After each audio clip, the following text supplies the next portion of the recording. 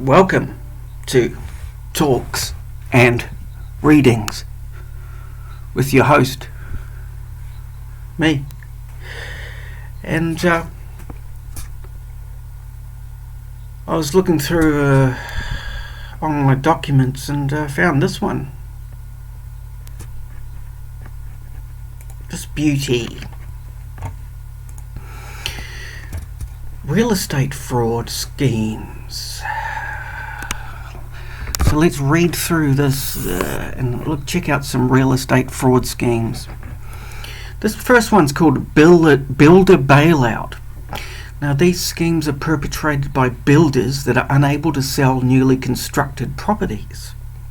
The builder inflates the purchase price by offering fake down payment assistance, or by using shell affiliates or straw buyers.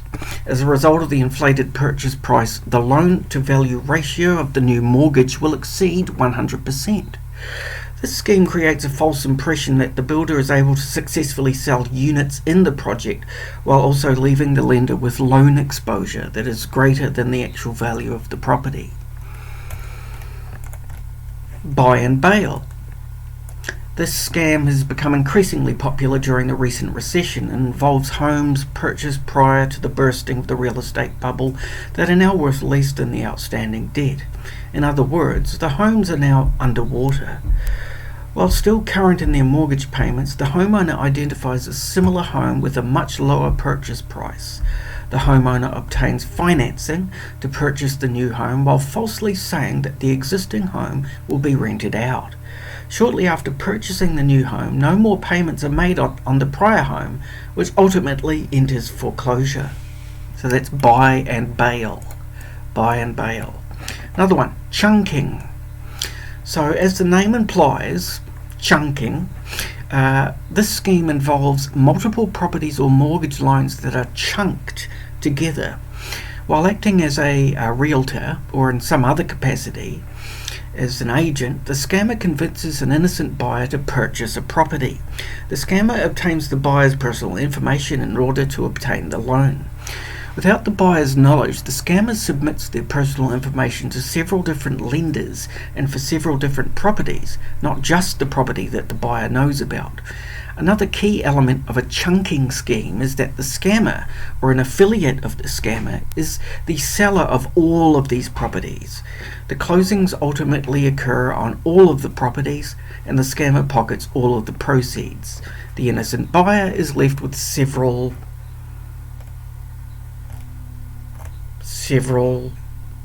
debts, I assume. Okay. Double selling. Double selling involves a conspiring mortgage broker or loan officer. The loan officer obtains a potential borrower's personal information to obtain a mortgage loan. The loan officer then copies the loan application and sends it to several different warehouse lenders, asking that they fund the loan. All of the closings are scheduled within a few days of each other so that each lender is unaware of the transactions. Each of the different funding lenders ultimately have competing loans against only one property. Okay. Equity skimming or equity stripping. This is a false appraisal, inflated purchase price, or unrecorded lien, or any combination of the three. These are used to get quick cash. After creating fake equity or eliminating any real equity that the property may have, the fraudsters take off with the money and let the property go into foreclosure. Fictitious loan. A bank insider or mortgage broker creates a fake loan application using a real person's identity. The loan is funded and the seller receives proceeds for a property that does not exist, I would assume. Equity skimming. Modification and refinance fraud. A borrower that is attempting to refinance or modify their existing loan intentionally understates income information or misleads the lender to believe that the property is the primary residence in order to persuade the lender to accept the modification or refinance terms that benefit the borrower. Mortgage servicing fraud. God, how many schemes are there? When a mortgage servicing company diverts principal, interest, or escrow funds from the underlying lender and retains those funds for its own use. Property flip. Related parties buy and sell the same property to one another and then obtain fraudulent appraisals as a way to artificially inflate the property value. Phantom sale. A fraudster identifies a property, which is typically abandoned, and then files a false deed that transfers the property to the fraudster or a co-conspirator. The scammer then applies for a mortgage loan or conveys the property to a co-conspirator and then pockets the loan proceeds or sale proceeds.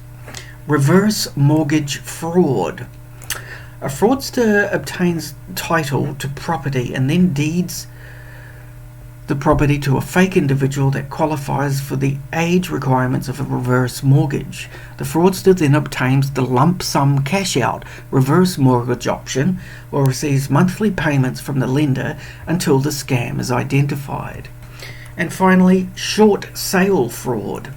Now, this is a fraud where a property owner engages a co-conspirator to make an artificial deflated offer to purchase.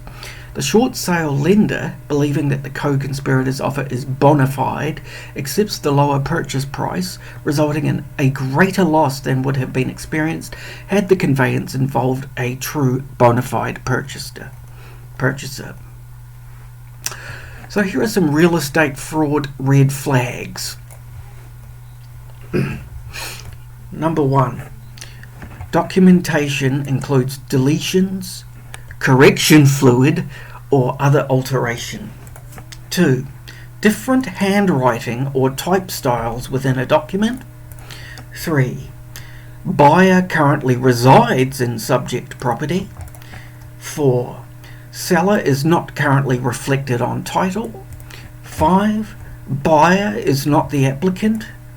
6. Buyers deleted from / added to sales contract.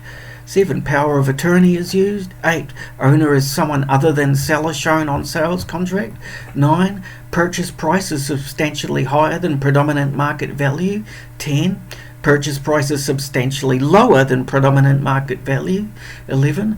Title work prepared for and or mailed to a party other than the lender or attorney. 12. Evidence of financial strain may indicate a compromised sale transactions. For example, flip, foreclosure, rescue, straw buyer, refinance, etc., or might suggest undisclosed credit problems in the case of a refinance. A. Income tax judgments or similar liens recording. B. Delinquent property taxes. C. Notice of default or modification agreement recorded. 13. Seller-owned property for short time. 14. Buyer has pre-existing financial interest in the property. 15. Date and amount of existing encumbrances appear suspicious. 16. Chain of title includes an interested party such as a realtor or appraiser. 17. Buyer and seller have similar names. Property flips often utilize family members as straw buyers. 18. Borrower or seller name is different than on sales contract and title. 19. Payouts to unknown parties or parties not providing real estate related services, and so on and so forth. You know, the breadth and the ingenuity of white collar crime is just ingenious, and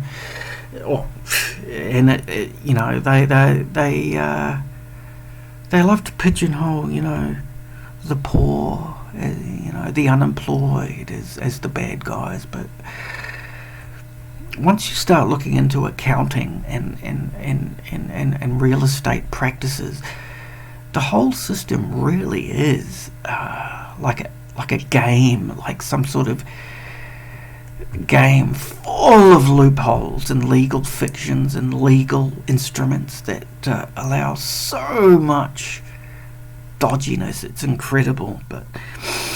And I'm supposed to feel bad for, not having enough money to go partying with my buddies. Well, I don't know.